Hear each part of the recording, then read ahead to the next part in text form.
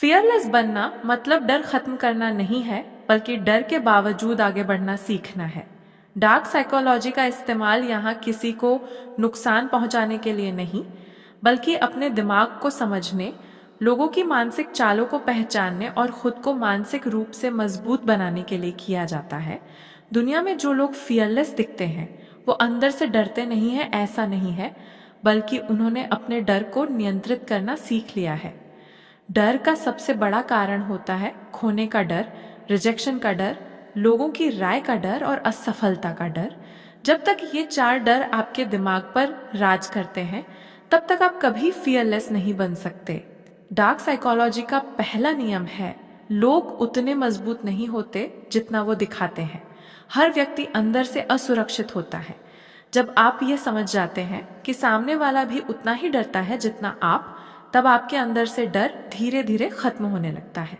उदाहरण के लिए, इंटरव्यू में सामने बैठा व्यक्ति भी ये सोचता है कि आप सवालों का सही जवाब देंगे या नहीं, यानी वह भी निश्चितता में होता है, लेकिन आप उसे अथॉरिटी मानकर डर जाते हैं।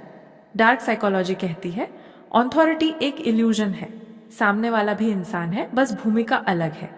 फियरलेस बनने का दूसरा सिद्धांत है वर्स्ट केस सिनारियो को स्वीकार करना। डर हमेशा कल्पना से पैदा होता है। आपका दिमाग सबसे बुरा परिणाम सोचता है और आपको रोक देता है। अगर आप खुद से पूछें सबसे बुरा क्या होगा और फिर उसे स्वीकार कर लें, तो डर का आधा असर खत्म हो जाता है। जैसे अगर आप बिजनेस शुरू करना चाहते हैं तो दिमाग कहेगा पैसा डूब जाएगा।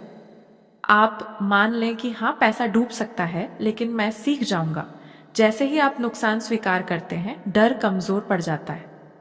डार्क साइकोलॉजी का तीसरा नियम है इमोशनल डिटैचमेंट।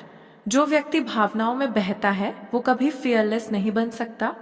जब आप हर चीज को दिल से लेने लगते हैं, तब आप कमजोर बन जाते हैं।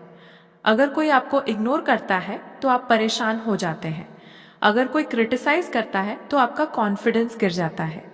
लेकिन फियरलेस व्यक्ति लोगों की राय को महत्व नहीं देता, वह अपने लक्ष्य पर फोकस करता है।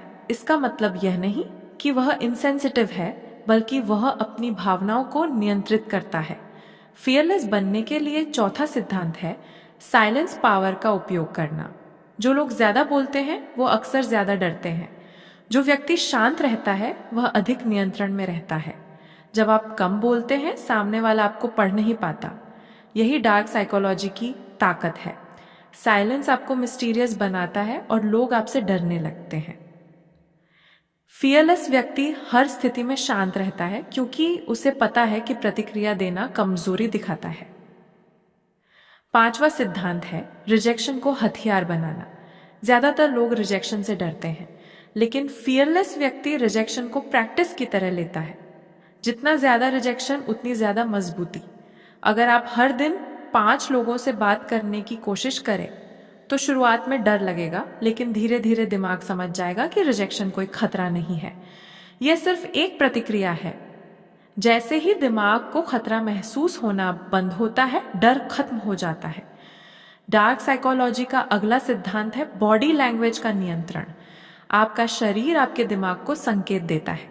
अगर आप झुककर चलते हैं, धीरे बोलते हैं, आंखों में आंख डालकर बात नहीं करते, तो आपका दिमाग खुद को कमजोर मानने लगता है।